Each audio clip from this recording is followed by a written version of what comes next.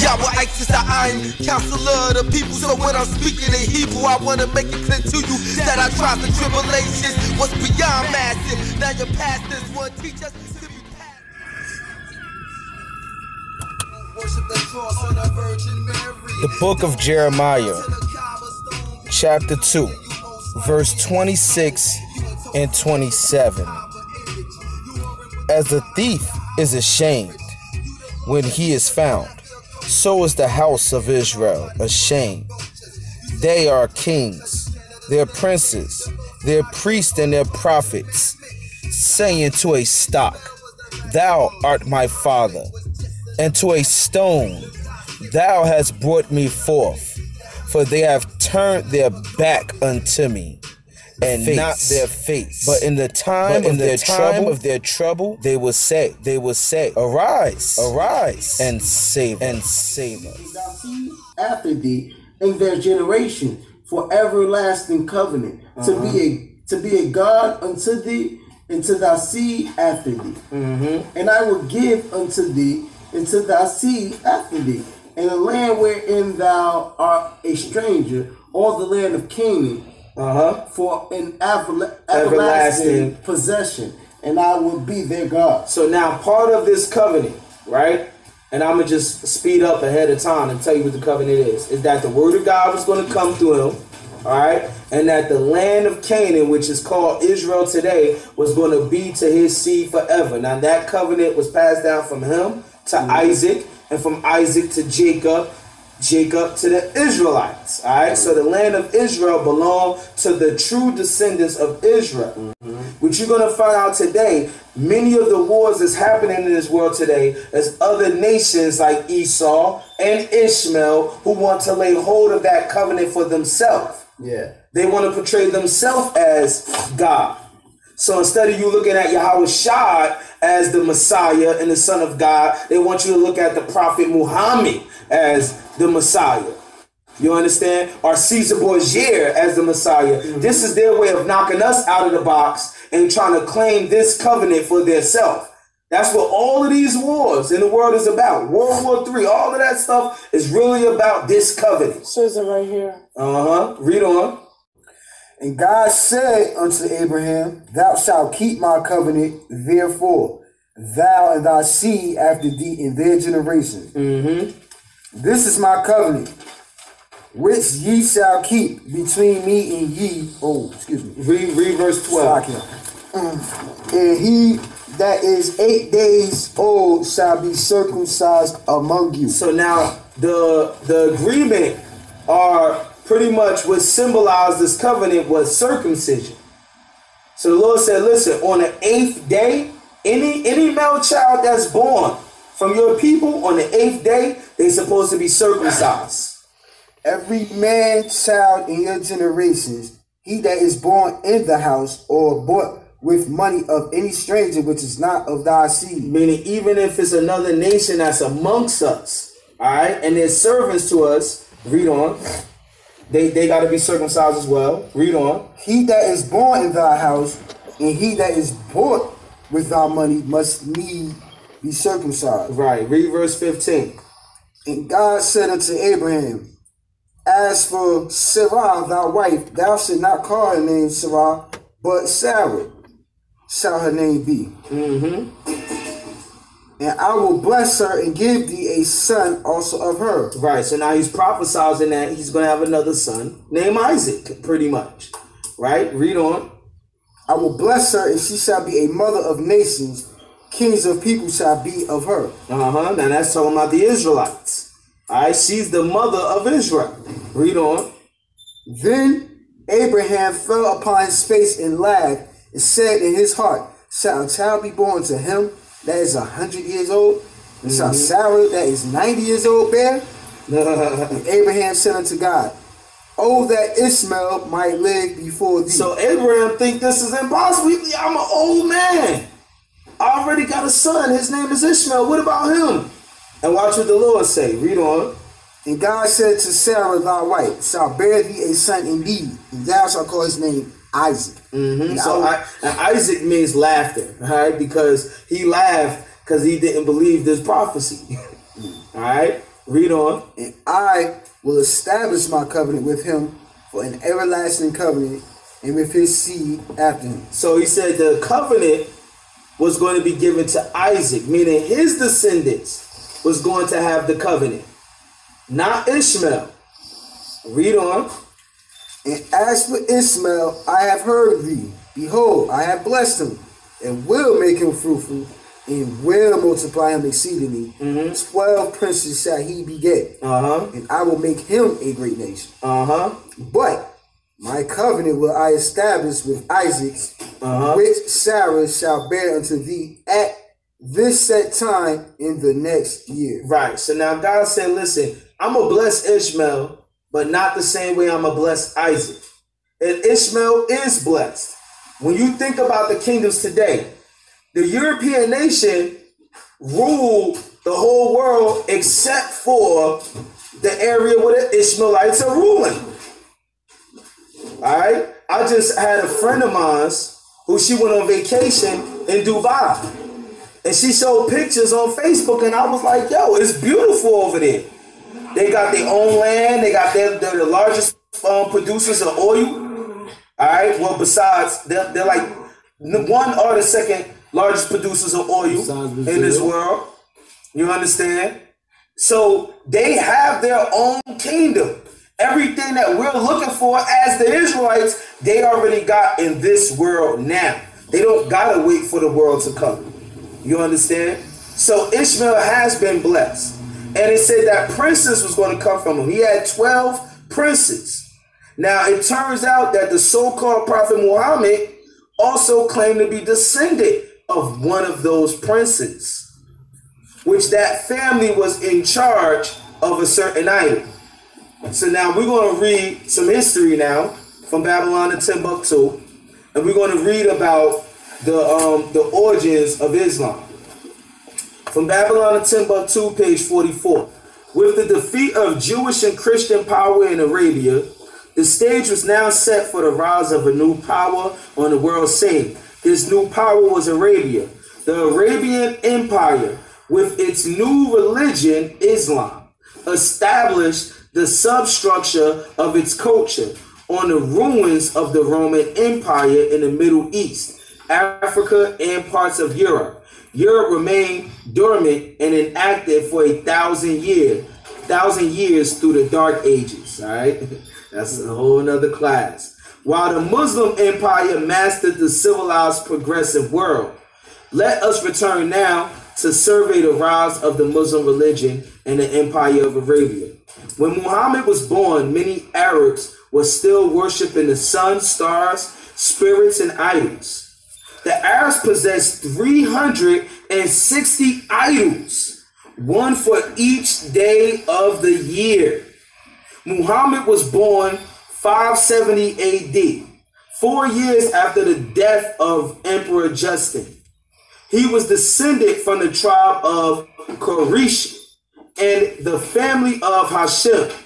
His mentality was prodigious, like a prodigy. He had the mentality of like he was a prodigy. In his youth, he was never taught to read or write, because they say Muhammad was illiterate, right? But his imagination was superlative. Muhammad was an extraordinary handsome man, an eloquent and motivating man with the power of words.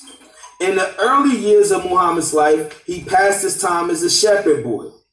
After Muhammad became a camel driver, he traveled to remote and intriguing lands. He led his caravans into Persia, Syria, and Egypt, transacting business and merchants of every kind. So he was a traveler and he learned things everywhere he went.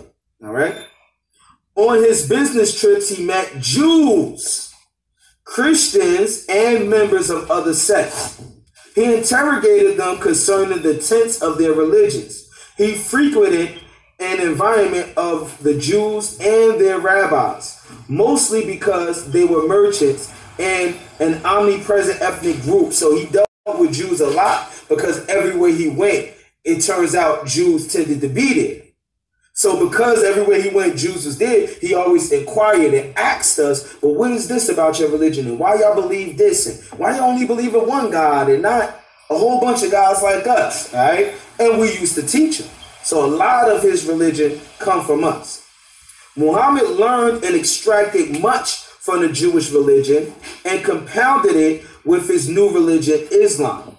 When Khadijah, a rich widow, heard of good reputation of Muhammad, she employed him in her business. He went on a business deal, transacted it with good results, and returned home at an advantageous time. Muhammad was amazed at the beauty of Khadijah. He had not seen her before because he had received his position by proxy. Khadijah was immensely gratified by the way he conducted her affairs and the manner in which he presented himself to her. Muhammad was not a tall man, but he had such broad shoulders that he looked like a giant. All right, so but the fast forward into the story, he gets married to Khadijah. This is his first wife. Khadijah was a Jew, all right, a real Jew, a black Hebrew Israelite, but she followed the religion of Catholicism.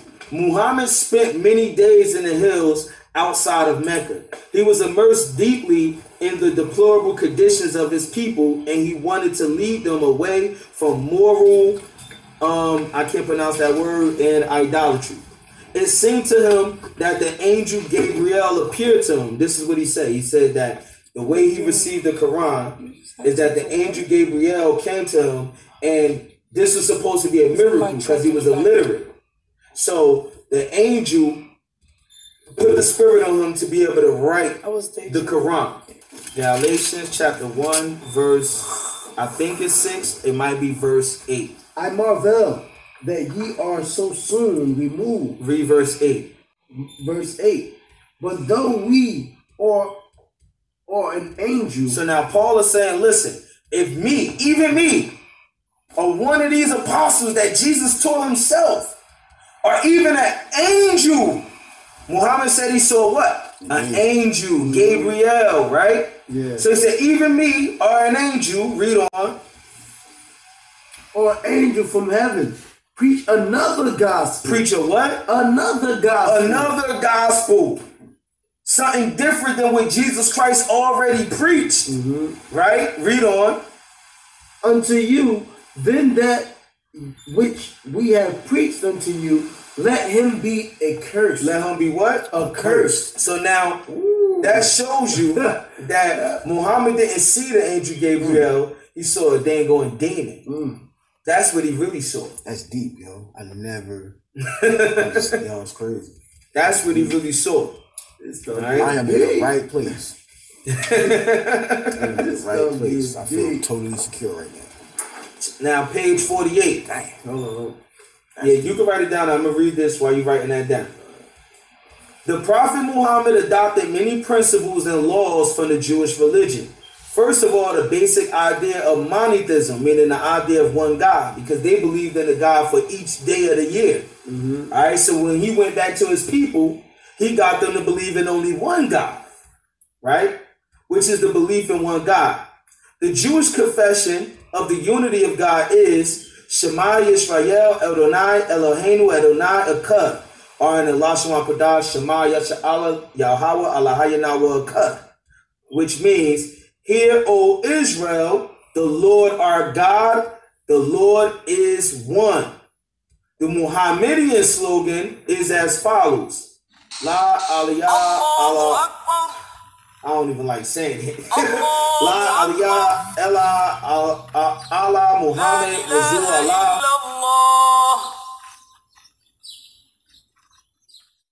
That thing that they be saying, you know what they be saying. And in translation, it is, there is no God but Allah, and Muhammad is the prophet of Allah. So in other words, they just changed what we say in Deuteronomy 6:4. They changed that to mean that God is one and Muhammad is his prophet. They just took ours and rephrased it.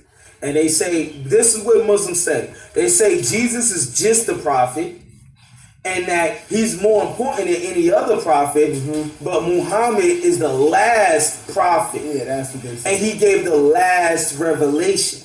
That's what they try to say. All right? But what you're going to find out is that would be impossible according to the Holy Scriptures. So Galatians 1 and 8 is an important verse to remember. Yes, it is. Galatians 1 and 8. So now you got two scriptures to remember. All right. Exodus 11 and 7. Galatians 1 and 8. There you go. Go to Psalms 147, verse 19 and 20. I'm gonna show you why it's impossible for Muhammad to be a prophet, and especially the last prophet, because the Bible don't say that that a last prophet was going to be sent from Arabia. All right. So the reason why he tried to claim descent from Ishmael is to try to say, because he knows that that's his forefather. So he claimed descent from Ishmael to try to have some legitimacy to say he could be a prophet. That's all that is. All right? But you about to find out that's impossible according to the Holy Scriptures. Read Psalms 147, verse 19 and 20.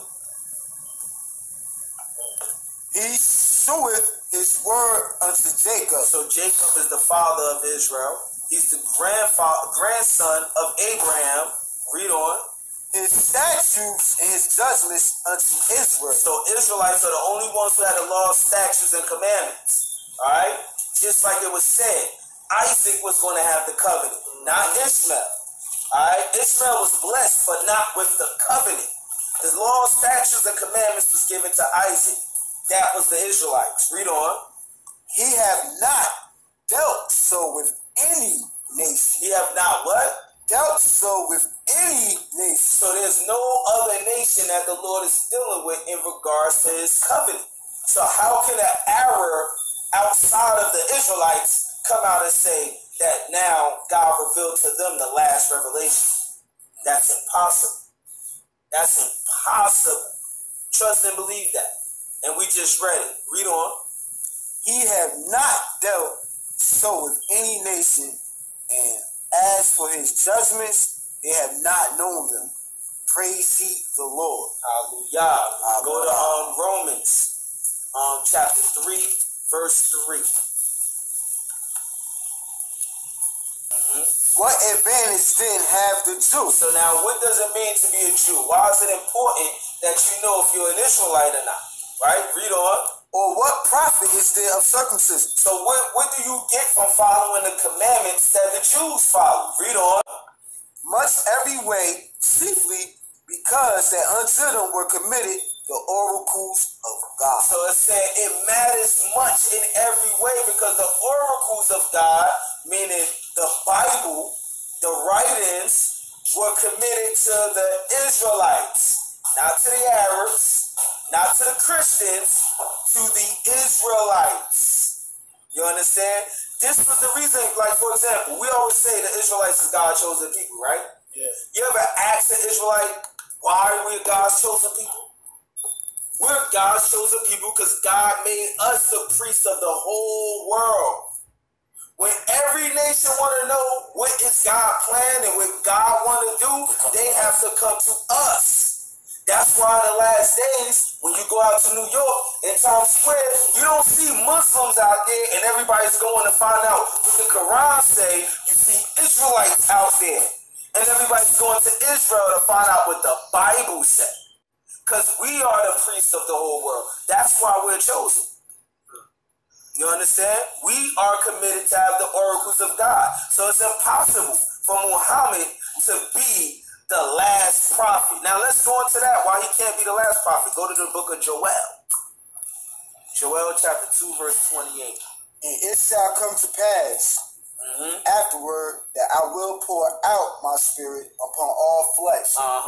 And your sons and your daughters shall prophesy. Your old men shall dream dreams.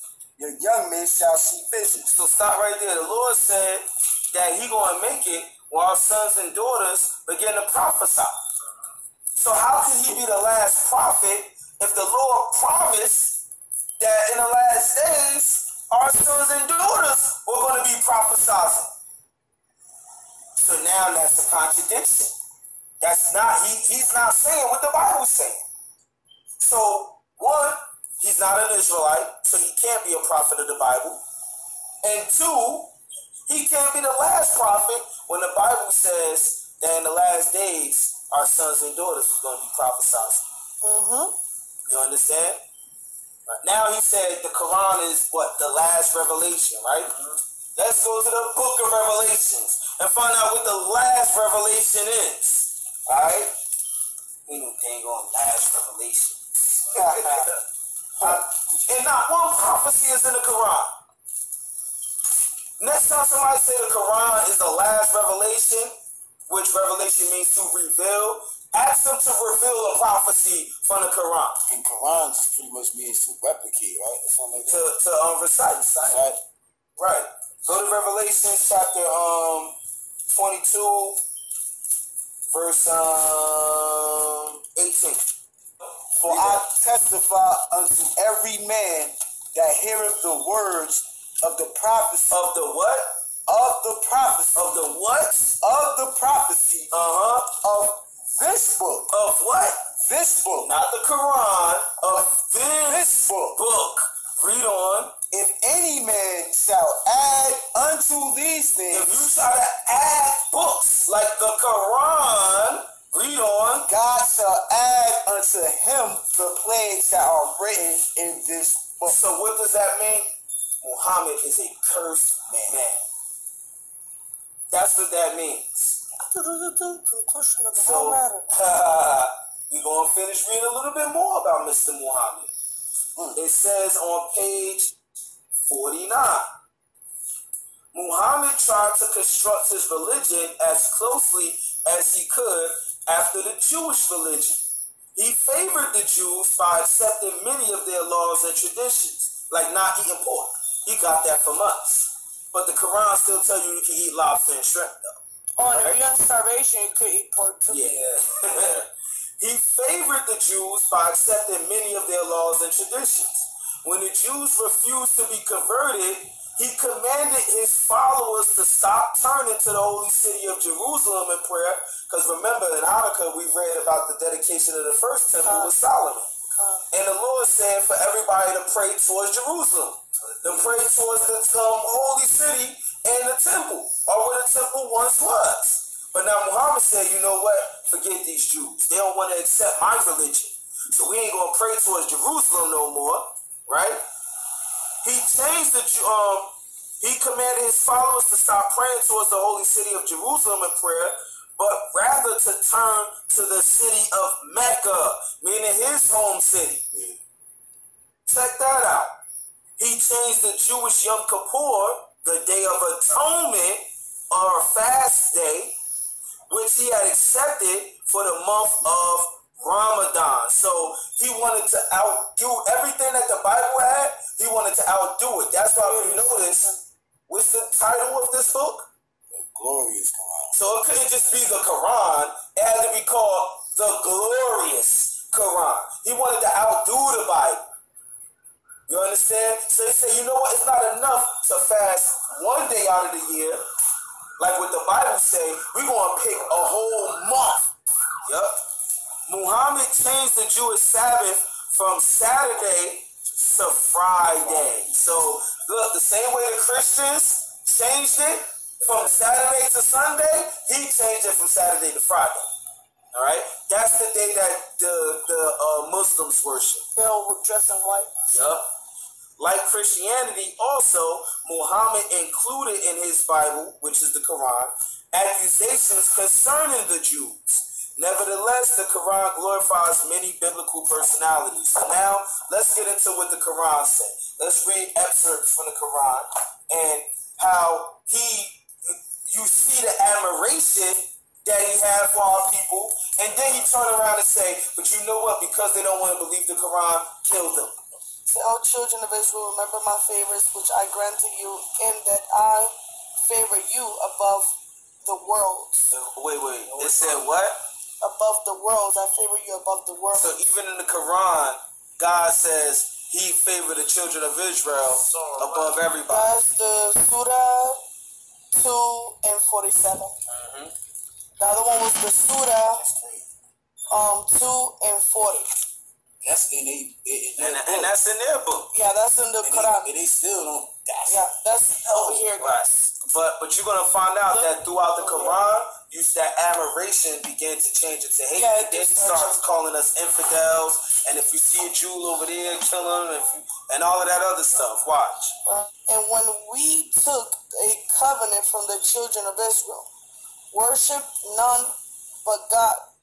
Read that one again. It said, and when we took a covenant from the children of Israel. So this the Ishmaelites claiming that they took the covenant from us. So pretty much it's the same doctrine as Christianity. They trying to say because the Israelites rejected God, then God rejected them, which that's true. But then now they trying to say, so now anybody can follow God. So God ain't dealing with the Israelites no more. The covenant is given to everybody. That's pretty much what they're trying to say. And which one was that one? That was the Surah chapter 2 verse 87. Right. Now we're going to go into the real holy book real quick. Go to the book of Jeremiah chapter 3 verse 2. This ain't the first time that Israelites began to follow Arab religions. Lift up thine eyes unto the high places. Meaning look all around you. Read on. And see where thou hast not been lying with. Meaning look and see what religion that the Israelites have not followed. We followed everything. Every religion you could think of, Israel done followed it. Israel believe in anything. Anything. That's why they try to say black people are the most spiritual people on the face of the earth. You notice people ever say that? And the reason why they say that, because anything you can think of, black people believe in it. Anything. Yeah, that cup right there is right. Read on. In the ways as thou sat for them, as the Arabian in the wilderness. So we sat like the Arabian in the wilderness, following after Arabs, following after people like Muhammad. Right? Read on. This is the big part right here. And thou hast polluted the land with thy whoredoms and with thy wickedness. So thou hast polluted the land with the whoredoms by bringing those Arab religions. That's why, if you notice in the hood, you see a church on every corner, a liquor store on every corner, and there's a mosque. Those are the two biggest religions. And we polluted our lands. So that's, even to this day, in every hood where the Israelites is, if you don't see Christianity, you're going to see Islam. That's what you're going to see. And Christianity and Islam is a modern day version of the same pagan religions we was following back then. That's all it is. It's nothing new under the sun.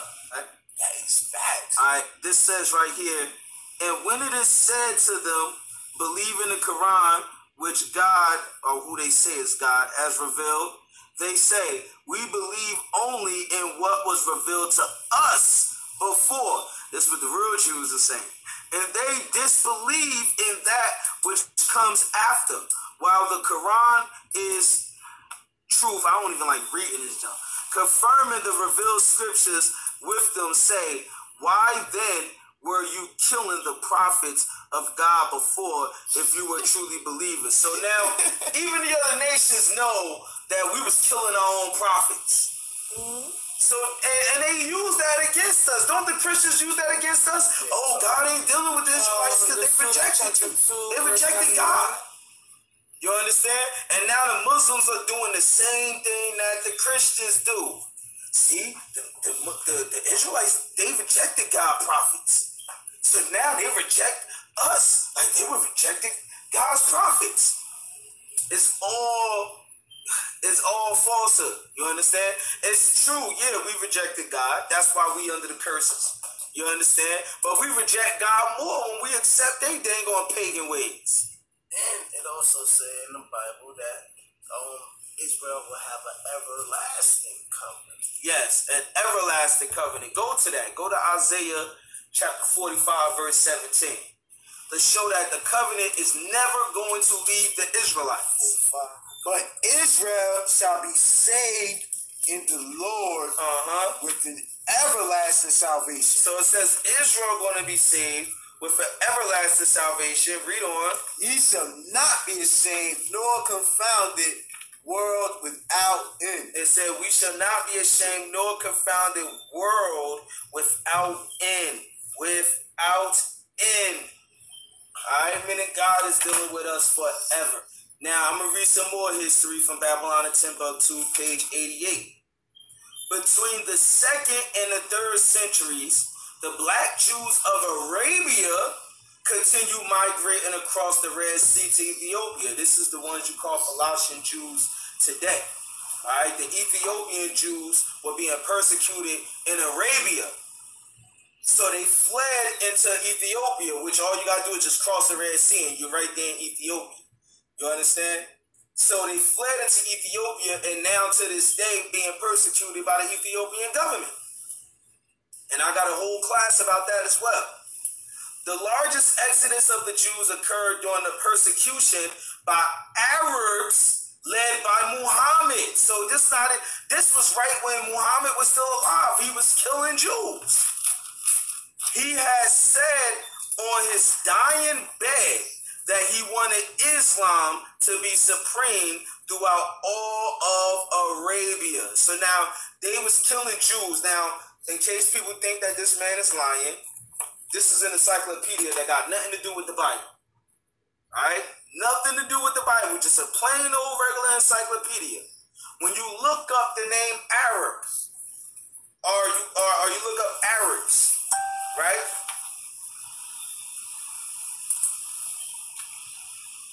It says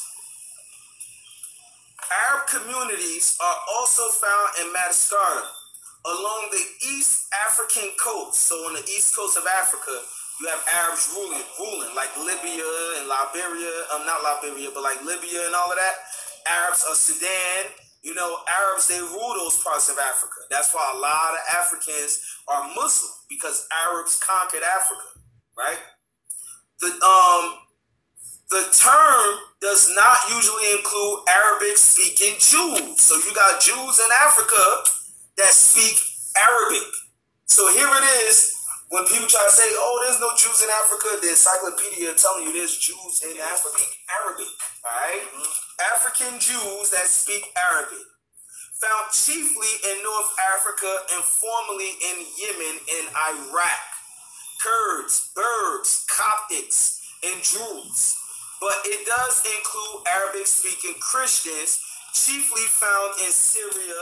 The derivation of the term Arab is unclear, and the meaning of the word has changed several times through history, as first mentioned in the Bible.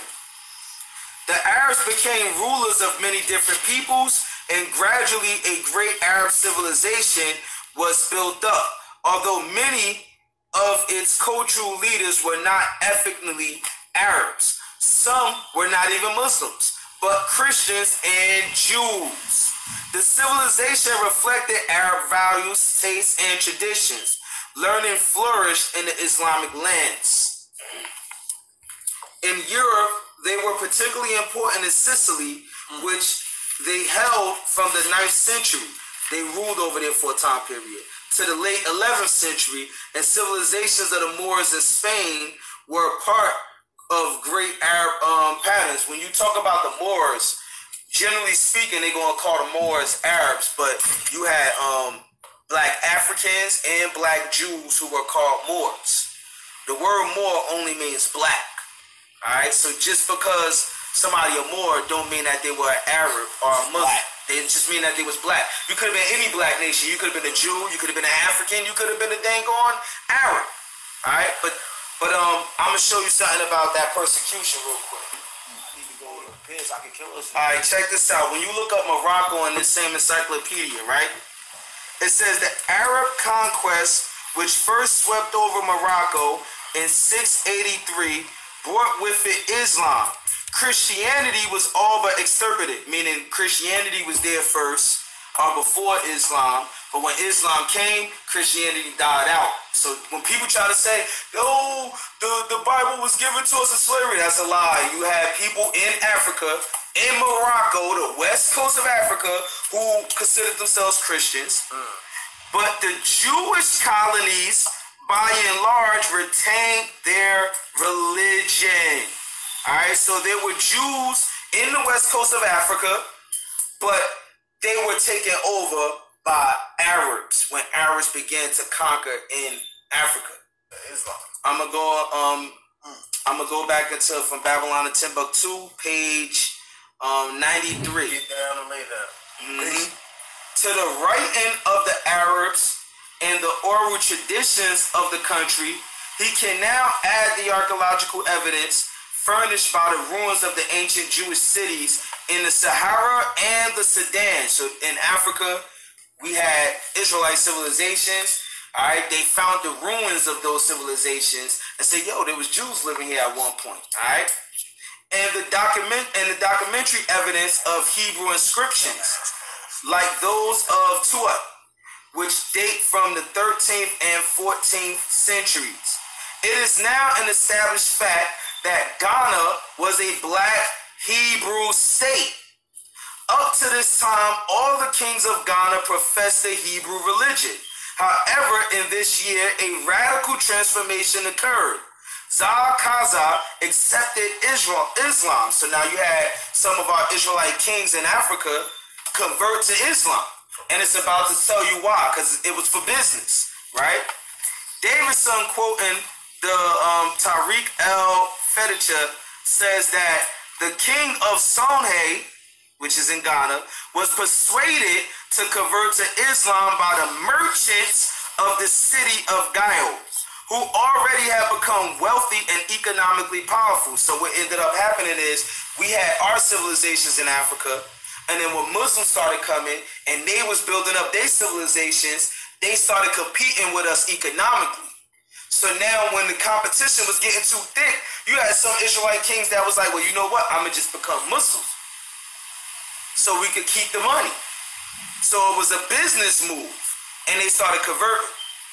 The Muslims were dominating Ghana's vital trade links in North Africa and the Sahara, and it was good for Ghana's security to be recognized as having a Mohammedan king. So meaning, if you was a Jew and you converted to Islam, right, then the Muslims would do business with your people off of the strength that your king was a Muslim. All right, so this is how we ended up getting sold into slavery. All right, because we began doing business with these people, converting to their religion, and then they turned around and sold us. Right?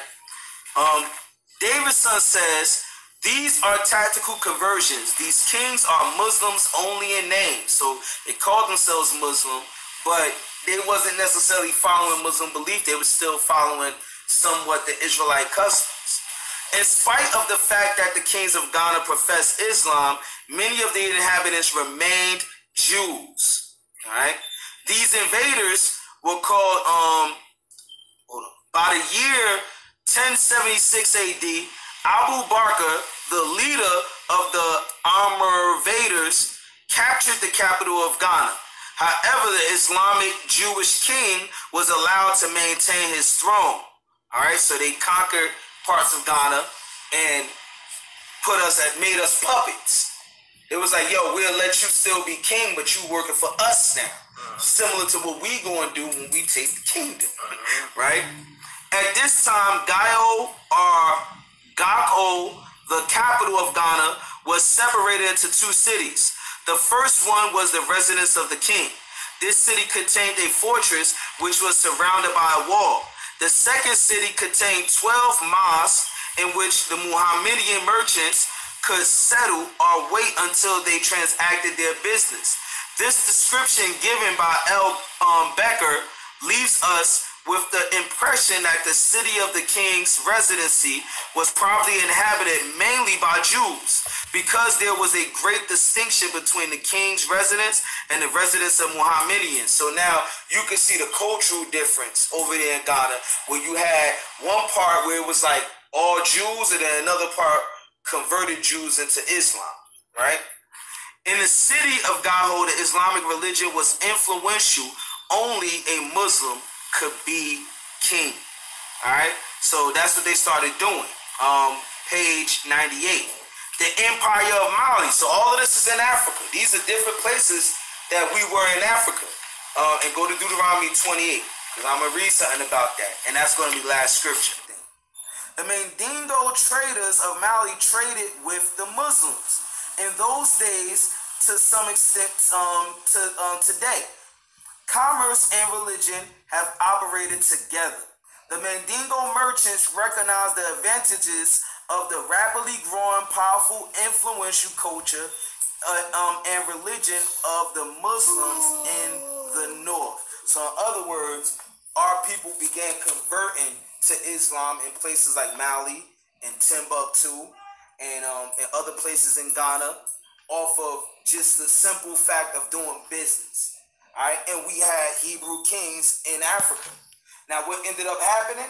The Arabs sold us into slavery and took over those Israelite empires in Africa. So go to Deuteronomy chapter 28, verse 36. What was the slave trade of that? The Sub-Saharan? Huh? What slave trade was that? The Sub-Saharan slave trade.